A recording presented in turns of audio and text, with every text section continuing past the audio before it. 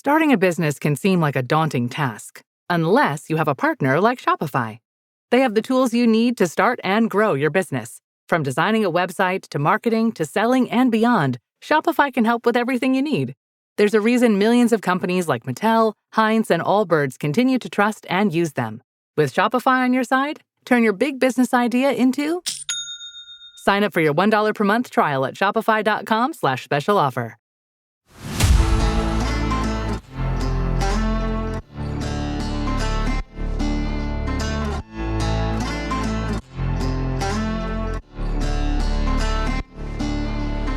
All right, y'all, we want to welcome y'all back to another HuntStand podcast episode, and today we got Mr. Brian Murphy on, and Brian, we've already had you on the podcast a few times, so I don't think there's any need for introductions again, so welcome back to the podcast.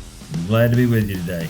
Man, it's always a good time. I definitely always learn something from you when I get you on here. I always do, so I'm looking forward to seeing what I can pick up from you today, but today we're going to be announcing something special, and it's already been on social media. People have probably seen some emails if you're subscribed to our email list, but today on the podcast, we're going to talk about a new tier that everybody can upgrade to, and that's our new version of HuntStand. It's called HuntStand Pro Whitetail. It's the top tier we have, and Brian, you had a big hand in the development of that, so I know we're excited, and I want to hear your thoughts, man. I mean, how has it been putting all this hard work into this and now seeing it come to fruition?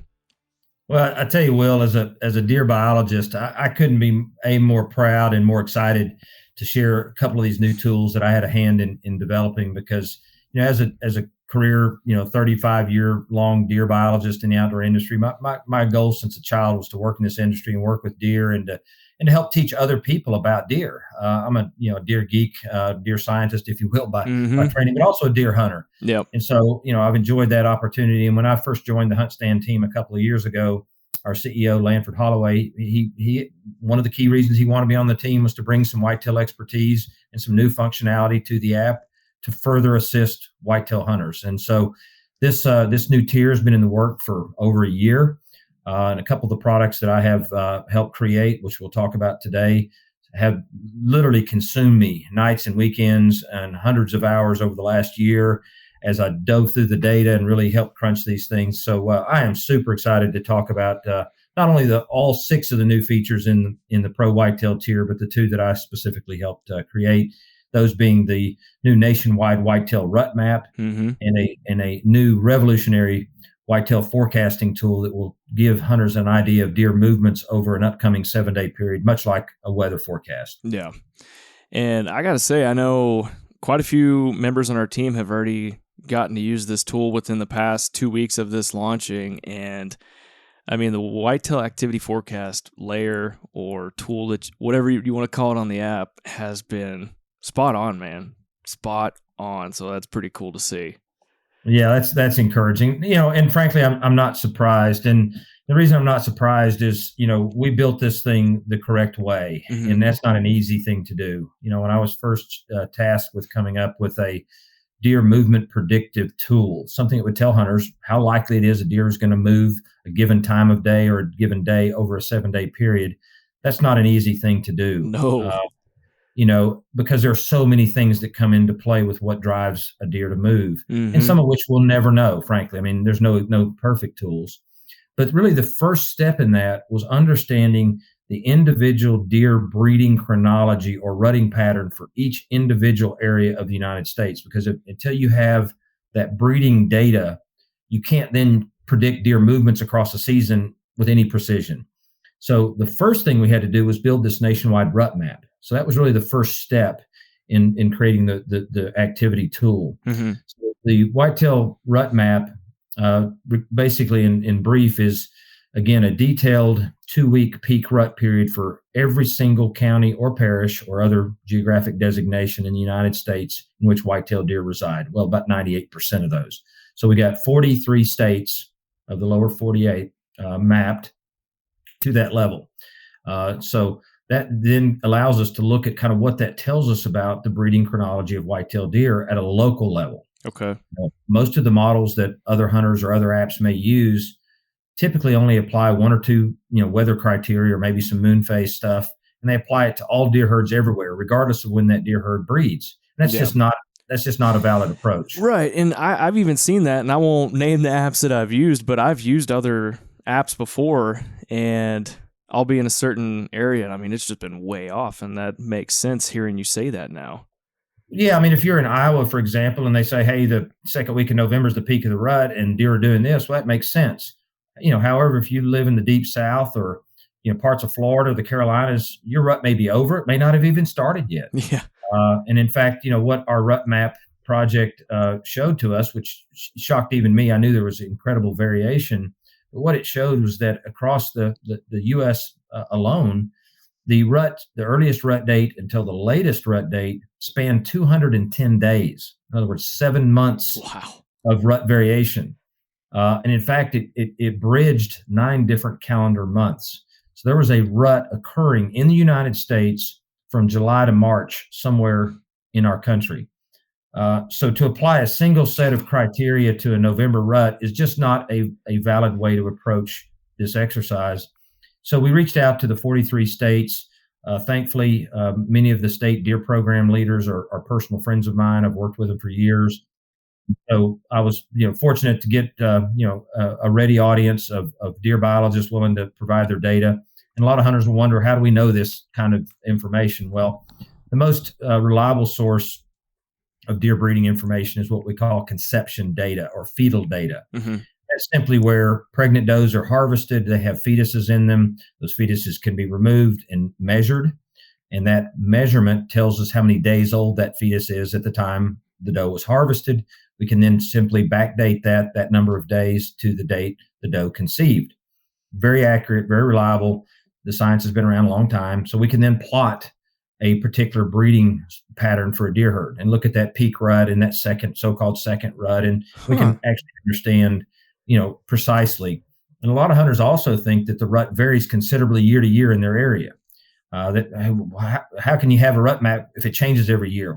Fortunately in our case, it doesn't change much. Despite what hunters believe, the science has been repeated over and over and over. And I'm talking about from Canada, South Texas to Florida, 100 different studies. Yeah. And they show that if a deer herd typically breeds in, mid-October in your area, it's going to keep breeding in mid-October. There's nothing we know of in our lifetimes that's probably going to change that. It may shift a couple of days, but it doesn't shift a couple of weeks. Okay. So what we have in our map is the standard average for that particular area. So you may see a couple of days variation on either end, but you're not going to see a huge shift in that. So we're able to get conception or fetal data from most of the states. There were a few states that didn't have that, so we used adult buck harvest, which is tightly correlated to the rut. Mm-hmm. Obviously, hunters shoot a lot more adult bucks during the rut, so we can have 100,000 adult bucks killed in a given state, and they have to be reported to the state agency. They can plot those on a graph, and you can align that with the rut very easily. And believe it or not, even deer car collision data is correlated very strongly with the rut. More deer hit on our highways when they're rutting. I did not think about that factor. Yeah. So there's a lot of ways to kind of get at this. But our map now, again, has that level of detail. And because, again, we mapped it to 4,240 counties or parishes. However, many counties, particularly in Alabama, Mississippi, the Deep South, they may have as many as 3 different ruts in one county. Dang. So we have even partitioned it down to that level. So we have well over 5,000 unique deer herds identified in the rut map. So that's a very powerful, very specific set of data for hunters that they can really see what's going on, not only where they hunt. It's great for that if you want to determine when to plan your own hunting activities. But if you're prospecting new areas or new states, mm-hmm. You can then look and say, all right, when is it rut in Kansas or South Texas or Maine or wherever you might be wanting to potentially hunt. And if you want to do something really cool and try to take a buck in 6 consecutive calendar months during the rut, that can be done. In fact, you can hunt a rut almost 9 months of the year in the whitetails range. And maybe HuntStand needs to coin this new whitetail rut slam, which is how many months in a row can you take a buck during the rut in a different area. I like that. Maybe we're onto something. It's kind of like your buddy, Mr. Jeff Buds, who chases turkeys for I forget how many consecutive months out of the year. We could do that with whitetail. He pulled off a 12-month cycle, which is only legal every so many years, where you can start and end. So he was able to harvest a turkey in every calendar month legally in the United States, which is pretty cool.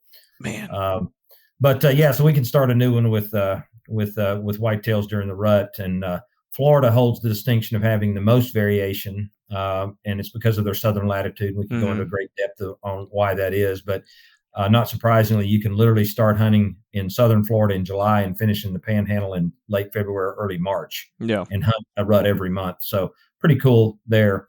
So that was the first step, in our kind of two-pronged approach, was to create the whitetail rut map, and that's out and available in the new Pro tier. The second one was a more comprehensive build, and that is this deer movement forecasting tool. We call it the Whitetail Activity Forecast. Yep. It provides both a one-day forecast, what are the best conditions today, morning, evening, and it gives you a score, and we'll talk a little bit about what that score tells you in just a minute. Then it also gives you a 7-day. So basically, it's like a 7-day weather forecast. What's today's weather, and what's the weather going to be like the rest of the week? And so what it does is it gives you peak movement times each day, and then it also gives a corresponding score. And that score is expressed as a percentage.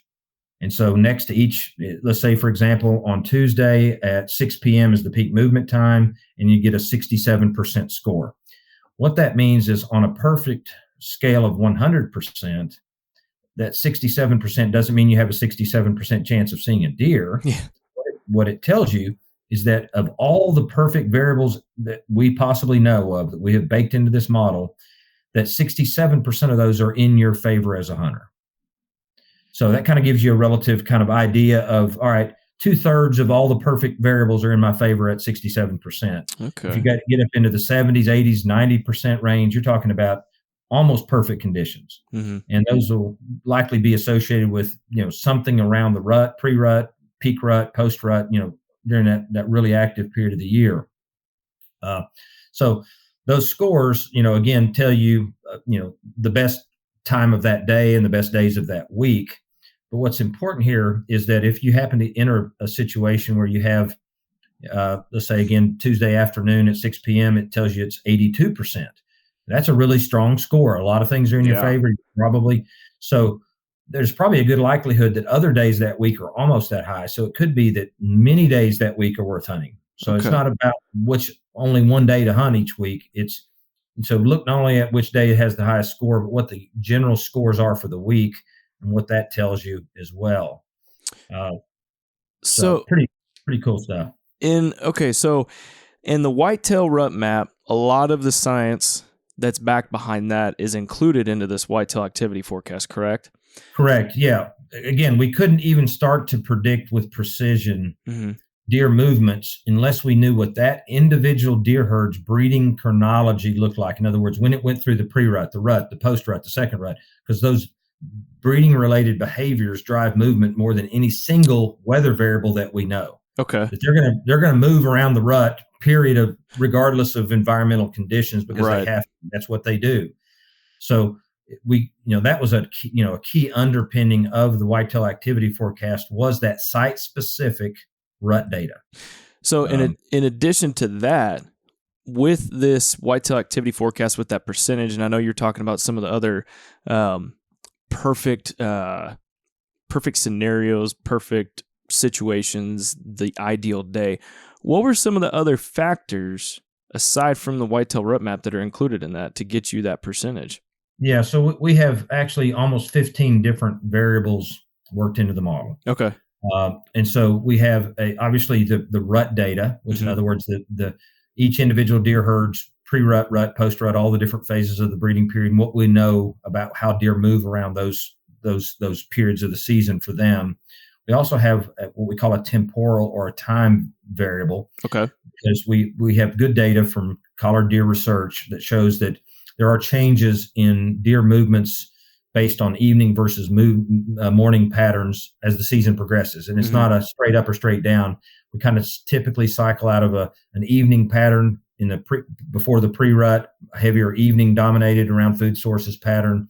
As the pre-rut progresses, we start to see more balanced morning and evening activity. Okay. And as the season progresses past the second rut into the later stages of winter, we typically see an increasing evening activity pattern again, also around food sources. Yeah.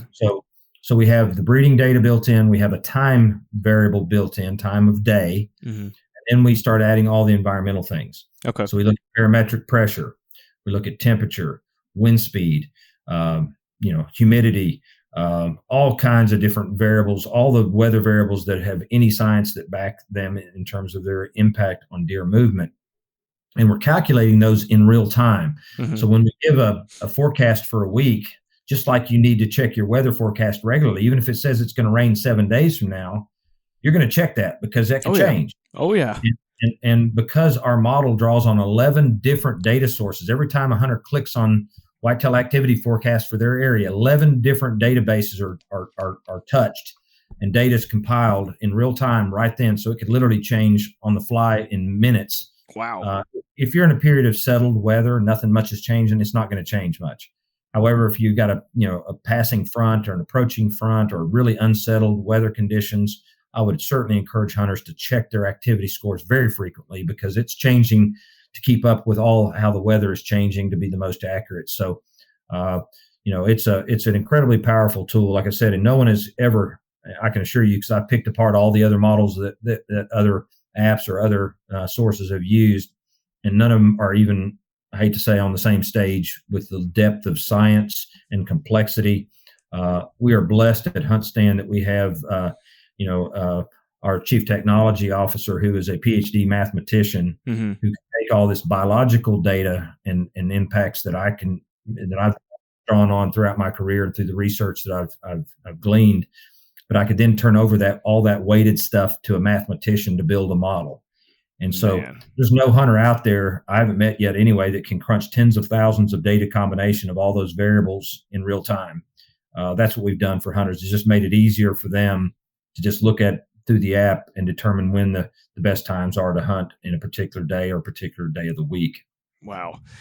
Yeah. And I think one of the things is when people look and see some of the marketing that we're putting out right now, one of the slogans we have is, this stuff is backed by real science. This isn't just all fluff and, marketing. This is actually backed by science. And I think when people are listening to this podcast right now, they're going to understand that just listening to you talk about it.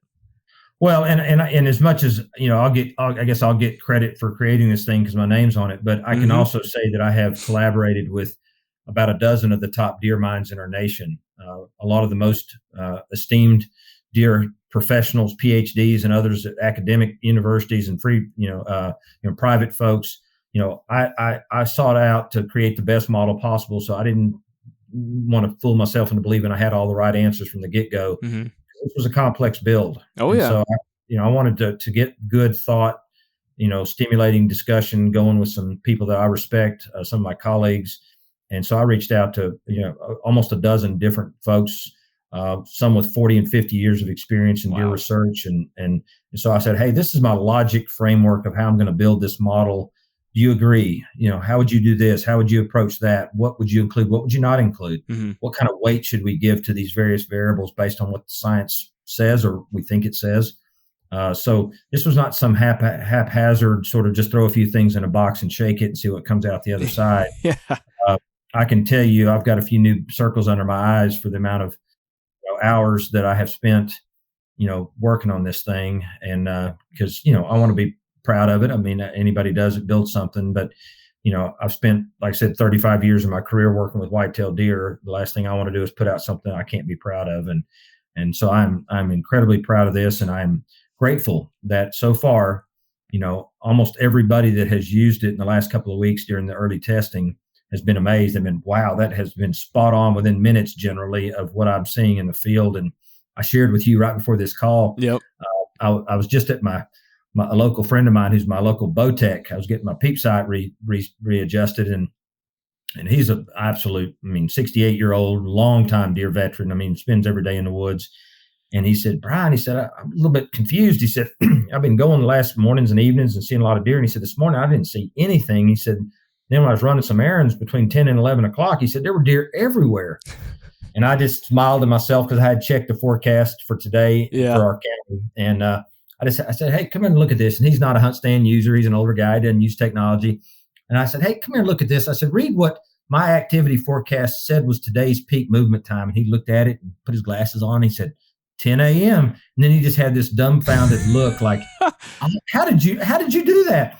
And I said, and to be honest, he said, I was starting to question it myself because I said, this is the first time it's predicted a late morning since I built the app. It's been predicting mostly evening patterns, pretty consistently. And all of a sudden it shifted to 10 a.m. And I was like, I hope this is all crunching right. And then he told me that, and I just had to laugh to myself.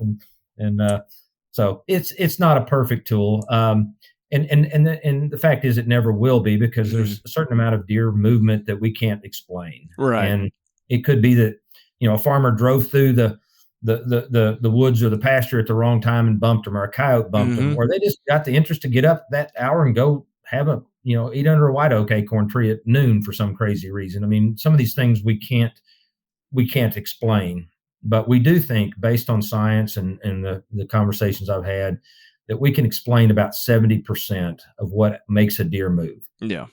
And if we can explain 70% of that variation, that will consistently be a tool that will improve hunter success. And that's our goal.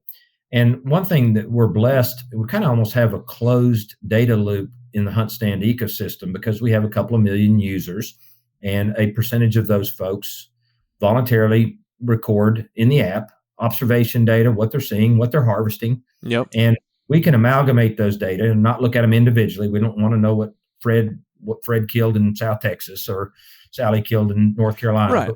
But collectively, we can gather all that information and plug it back into our model and say, all right, here's what our users are seeing, and here's what our users are harvesting.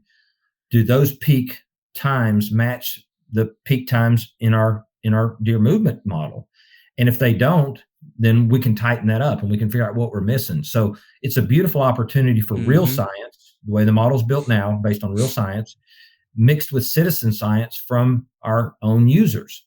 And so we fully expect this model to be tweaked and improved as we go over time. So as good as it is now, and I think it's really good now, I think we have a chance to make it even better as more and more users use it. We get feedback, and then also we start to use some real-time data from those who are recording it in the app. So really cool opportunity to have something, I think, groundbreaking and revolutionary when it comes to a deer hunting tool. All right, y'all, we're going to interrupt this podcast real quick for a quick word from our sponsors. The HuntStand podcast is brought to you by Lacrosse Footwear, innovating boots that endure with you through every adventure, now and forever forward. The HuntStand podcast is also brought to you by Springfield Armory and Winchester. All right, y'all, we're going to get back to this episode of the HuntStand podcast. Oh, absolutely. And, one of the things I want to talk about is, we were talking about this before the podcast, is kind of taking the two specific layers, like the rut map and the whitetail activity forecast and a couple other things, and essentially marrying those things together to try and find some success. But before we talk about that, what are some of the other features that have been added into Pro Whitetail that we've launched this year? Yeah, so that we've added a suite of 6 new features within the app, and the 2 that we've talked about, of course, are the rut map and the whitetail activity forecast, but there are 4 others, and they're all different map layers, if you will. One of those is a crop history layer. And this basically assigns one of 134 different types of plantings, typically agricultural crops, corn, beans, that type of thing, alfalfa, wheat, whatever it may be, to a particular area. So USDA, Farm Services Agency, uses satellite imagery and the light signatures off of plants, and they can actually determine from satellite imagery what types of crops are being grown. Really? They don't have to ask the farmer what they're growing. They can literally tell it from the light refraction off the crops. Huh. So they can assign crop fields to one of 134 different types of either crops or cover types. Wow. And so we have this layer now available in the Pro Whitetail tier, where hunters can look at what agriculture is being planted around them, and it will change each year, obviously, as the crops are updated. So it'll tell you what the most recent crop history was for a particular field near you. And that's, to me, incredibly useful, not only from a hunting strategy. Obviously, if you're in the Midwest and crops dominate, you want to know who's got beans or corn or alfalfa near you. And if any of it's left, obviously during the hunting season, you want to be putting your stands as close to those lines as you can if they're hitting them pretty hard anyway. And good thing is you've got, HuntStand tools such as monthly satellite imagery to look at and see if those crops are still in the field or not, or if they've been already harvested. You've got property boundary stuff, so you know how close you can get your stand legally to those areas. You have measurement tools. You can measure how far it is to those crop fields. You can do all kinds of neat stuff in the HuntStand app. But I look at it, again, being a deer biologist, I'm always looking more at the habitat side, and I use that crop history in a different way. And so if I'm helping a landowner, write a management plan, or hunters figure out what to plant in their food plots, first thing I always do is pan back out a couple of thousand acres around that particular property and see what's going on around them and see if there is agriculture, what agriculture it is. Because if it's beans and corn, those are warm season planted crops. They're available typically during the summer, early fall, maybe early winter months, but they're not cool season. That cool season clovers, alfalfa, those sorts of things. So if you're surrounded by warm season agriculture, what you need to plant cool season food plots to attract and hold the deer during the key hunting time of the year. And the reverse is true. If they've got some cool season winter wheat crop, but no warm season agriculture, then you might want to plant some warm season soybeans or cowpeas or ashenominy or whatever it may be for your area. Right. So you can use that crop history layer in kind of two different ways: a current hunting strategy layer, and then also what you might want to plant to offset what's already available in your neighborhood. So the crop layer is a third edition. Okay. One I just mentioned. Another one I just mentioned was the monthly satellite layer. Okay. And HuntStand is unique, truly unique among all apps. There is no other app on the market of any kind that we're aware of that has monthly satellite imagery. Most hunters probably don't even realize that when they're looking at a Google Map image or a map box image in another app, or in our app, we have both those layers too, that many of those images are 2, 3, or more years old. Yeah. Not recent.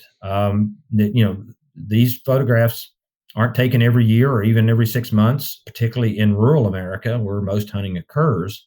They're frequently updated around urban centers, but let's face it, not many of us hunt those urban pockets. So the ability to have a monthly view of what's going on around you.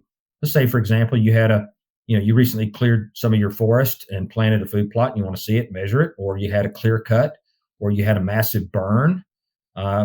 Maybe you're planning to hunt out west on a big chunk of public land, and you don't look at this monthly satellite layer, and you spend all the time and money, and you show up and it's been burned stem to stern for 25,000 acres. And you go, holy, what do I do now? You could have seen that. You could have known that just by looking at our map layer. So that's a really cool feature. Floods, fires, all kinds of different uses for it, obviously, and just to see what kind of recent management activities are occurring to know what's going on around you. So monthly satellite images would be the fourth piece. We also have a new layer that is very intriguing. It is a whitetail habitat suitability layer.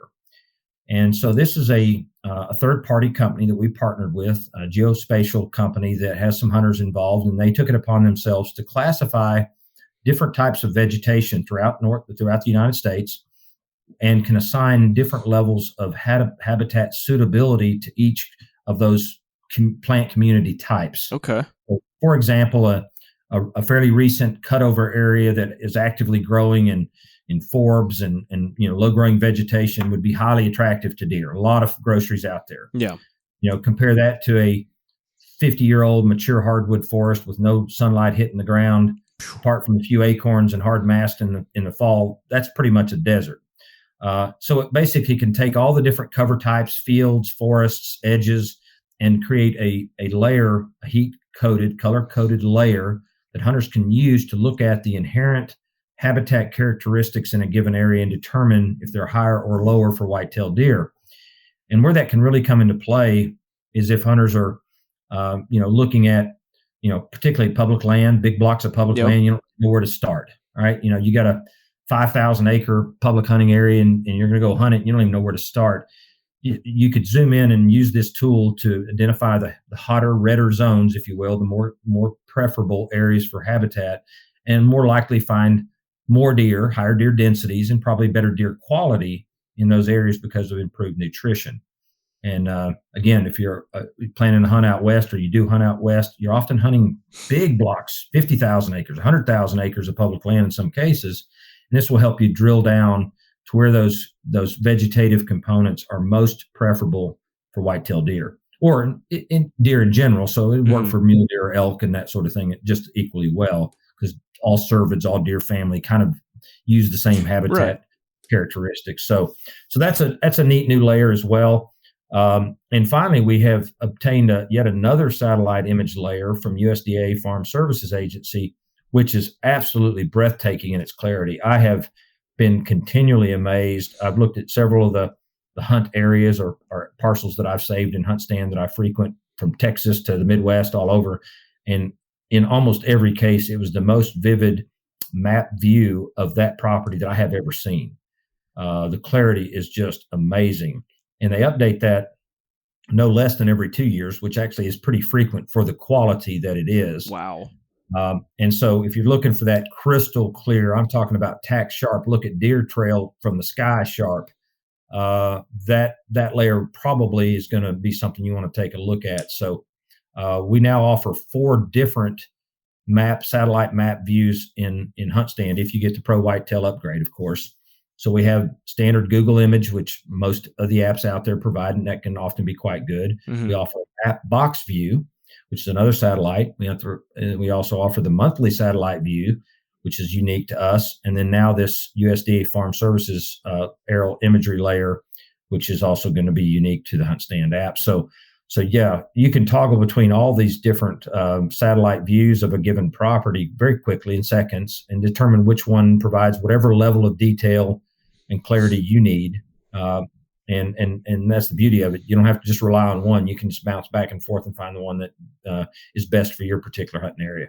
Oh, heck yeah. And yeah, I've been playing with that aerial imagery layer, and I couldn't believe how crystal clear. I mean, I pulled it up the first time, and I couldn't believe it. So for all the listeners out there, I think you definitely want to upgrade Pro Whitetail if you haven't yet, because you'll want to see that. And so, Brian, the next thing I want to talk about is we talked about it. I mentioned this earlier. We talked about this before the podcast, was marrying a few of these layers or maps together and helping you approach a hunt, or figuring out a strategy, or putting things together to hopefully have more success. So I want to hear tell me about this.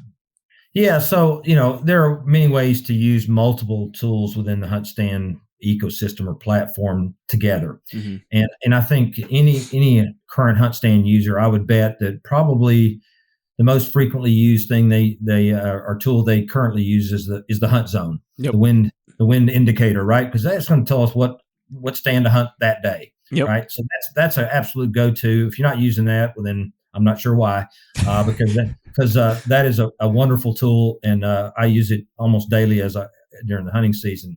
But really, you can step back from that now with the rut map and with the whitetail activity forecast tool. So what I would encourage hunters to first do is to look at the rut map as a first step and determine when their peak of the rut is, the pre-rut, the post-rut, the second rut.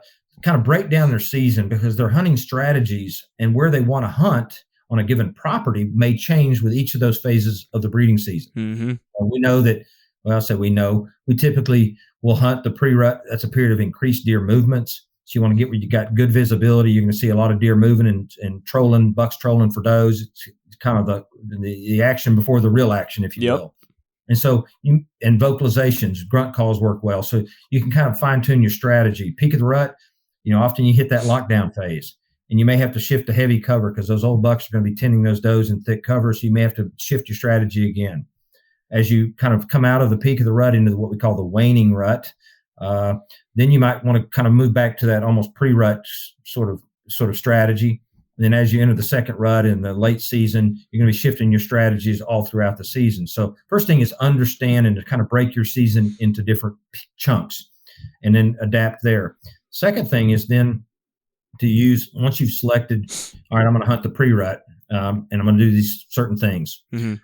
Then you can go to the whitetail activity forecast as that period approaches, at least, And you can say, all right, in the next 7 days of the pre-rut, here's my best days and times. Yep. So you can then start narrowing down. I need to be hunting Thursday and Friday and Saturday because that's the increasing pattern of deer movement based on the model. And those are the times I'm really going to focus on. So then it allows me to pick days, specific days that will give me the best odds.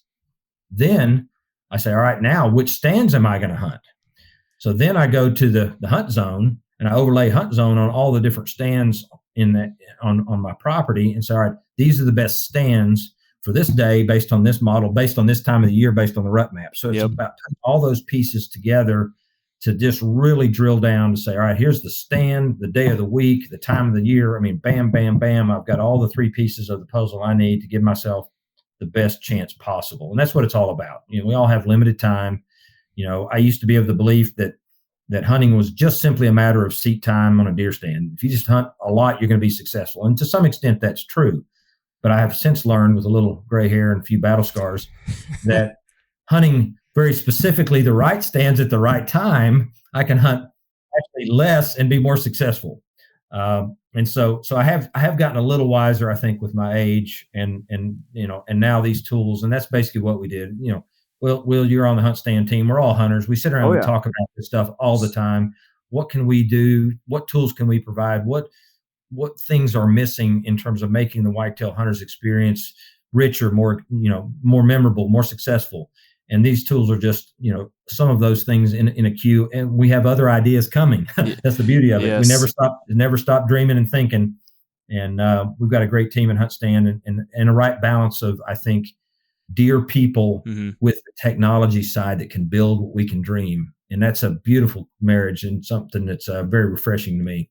Oh, I 1000% agree. And, it kind of got me thinking, we're pretty lucky with the career we're in. I'd say when this time of year comes around, we get to spend a lot of time in the stand. And, it's a lot different than a lot of other people that choose different career paths and do everything. They may only get 1, 2, 3 weekends a year. And that's where having a tool like this can come in super clutch for somebody, especially for that guy that he might only have that one weekend and he wants it to be the best time to have the best odds. And that's where this new tier of HuntStand Pro Whitetail, I think, can really help out somebody like that too. No doubt. So, well, Brian, man, I know you put a lot of long hours, a lot of time into this, and I just have to say, man, I'm proud of this, and congrats, kudos to you for all the work that you guys put into this, and just getting to see this out in the field now, getting to use it out in the field, it's been awesome, and I can't wait. I mean, it's only middle October. I mean, we still got a whole entire deer season ahead of us, so it's going to be really neat, really awesome to see what happens with Pro Whitetail throughout the rest of the season. So, man, just congrats on getting this thing launched. It's been a lot of fun. Yeah, it's a lot of hard work, but as they say, nothing worth anything comes easy. And this was reminded me of almost writing my thesis back as a graduate student years ago. You're finally ready to birth this thing. Yes. And see this child finally get out and play in the schoolyard. Yes. And that's what it's been like. It literally felt like I was back in grad school the last year as I was digging through research and coming up with all these different weights and models and bouncing it off some of my peers in the whitetail world, and to see it all come together and actually see it working and working like I hoped. And in fact, it's teaching me some things. I built the darn thing and it's teaching me things because I can't crunch that many variables myself in real time. No, that's the beauty of it is, another example, I mentioned the one about my bow tech buddy, being flabbergasted that I picked 10 o'clock in the morning as the movement. Well, I was in the early beta testing of the model. I was, picking several areas. Some were rutting now, some hadn't rutted yet, just kind of bouncing all over the country to make sure the model was doing what it's supposed to be doing. And so I purposely picked a deer herd in South Florida that was in the peak of the rut. This was about 3 or 4 weeks ago when I was testing the model behind the scenes. So I picked an area in southern Florida that was in the peak of the rut. Mm-hmm. So I pulled it up, and first few days of the model, it predicted, almost 90% scores, which it should. Peak of the rut, it's a good time to be there.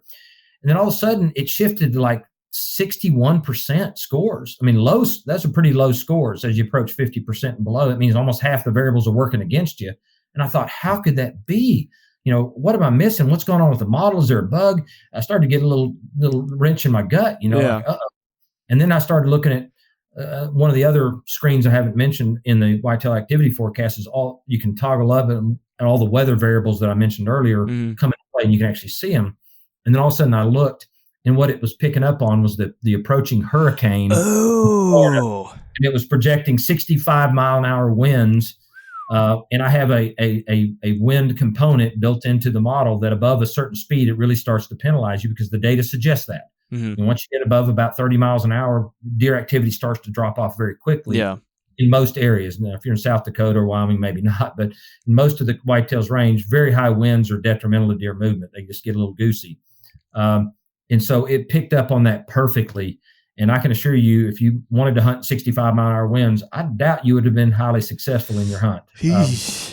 So anyway, I was delighted that in a few of these cases where, I was thinking there might be something going on, it picked it up very, very, very appropriately. So yeah, that's awesome. So far, so good. A lot of fun. Well, man, I've got one more question, which I think there's going to be some consumers, potential customers out there that might be listening to this, or they're already customers. And, we've got this Pro Whitetail out now. What makes it better than some of our competitors? I know some of them are probably going to ask that, when they look at our competition, they're like, well, so-and-so has this, and this too, like what makes y'all better than them? Well, I think there's a couple of key ones. I mean, one is just the value proposition to start with. Even our highest tier is $69.99, and we're talking $70, and none of our competitors are priced even near that. They're all well above that, and they don't have half the functionality that we have, and none of them, and I underline none have the ability to give site-specific rut information, movement information, because they don't have the data set. It didn't exist until I built it. So they couldn't have had it. And so any of the movement or general predictions they're giving are based on very broad landscapes, multiple states, regions, or even the entire country. And deer herds don't operate that way. With 7 months of rut variation alone in the United States, unless you have that site-specific deer herd dynamic data, you can't accurately predict what that deer herd is likely to do based on anything. And so, I'll stop short of saying that they're absolutely worthless because I can't make that comment. But what I can say is that they're not in the same league with ours in terms of their robustness based on science, data, breadth, and specificity to that exact deer herd where a hunter hunts level. So I think that alone makes it worth the price of admission. I love to hear it, man. Before we leave, what kind of any parting advice for the listeners do you have on Pro Whitetail? Well, I just encourage them to take a look. Go to our website, read the write-ups, look a little more carefully at the depth of detail and data behind it. Be a sound consumer and make your own choice. I think the argument will be made very easily if you take the time to do that. The other thing is despite how wonderful these tools are, never forget that boots on the ground data, being a savvy hunter, using local intel, real-time camera data, if you're getting it on your property, trail camera data. So don't blindly follow these tools either. I think you can over-rely on technology and you can under-rely on it. It is what we have offered is a great suite of tools based on the best available science, but continue to hone your craft as a hunter. And that will ultimately make you better. And the other thing is don't give up on it. Don't believe in it blindly. And don't give up on it either. If you got one or two times and the whitetail activity forecast isn't spot on for your area, something else may have caused that. Deer may be moving just fine. How many times have you hunted on the same property and you see nothing and the guy or gal across the farm sees every deer on the place? Yeah. So keep all that in mind. Be a smart consumer. But I think if you take the time to look at the value and the number of different features we offer, I don't think you won't hesitate to drop $70 because that's one tank of gas today. And if this thing helps you 365 days a year and makes your hunting more successful and richer and more efficient, money well spent. Yeah, and if you break it down by month, it's really not that much. So not much to it. And the good news is if you're already a pro customer, whatever balance of money you have left on that subscription can be applied towards your upgrade. So if you've got, say, $20 left on your HuntStand Pro subscription, that can be applied towards the $70 upgrade, and you only pay $50. So, we're helping you out if you want to just upgrade and not pay the full price. We're here for you. there's some complexity of which platform you're on and all kinds of other things that come into play there. So it's a little bit of a complex proposition, but we have an expert customer service team waiting to help you upgrade if that's something you want to do. Awesome. Brian, love it, man. I love that you got to hop on the podcast. I know you're fixing to go to the deer stand yourself. So appreciate you hopping on with me today to podcast launch Pro Whitetail and talk about it for listeners today. My pleasure. Always a pleasure. Heck yeah, man. And I definitely learned something today. So, man, appreciate the time. My pleasure. All right, y'all, there you go. Another HuntStand podcast episode. If you haven't yet, make sure you got the HuntStand app downloaded. You can use the free version, and then to unlock all the tools and features of the app, you can upgrade to Pro. And to unlock all the whitetail features that we have just added, upgrade to Pro Whitetail today. You don't want to miss out on using those features this fall in the whitetail woods. And again, y'all, we just want to thank you for tuning in for the HuntStand podcast. Really appreciate the support. You got lots of other options out there, so we thank you. So again, we'll see you on the next one.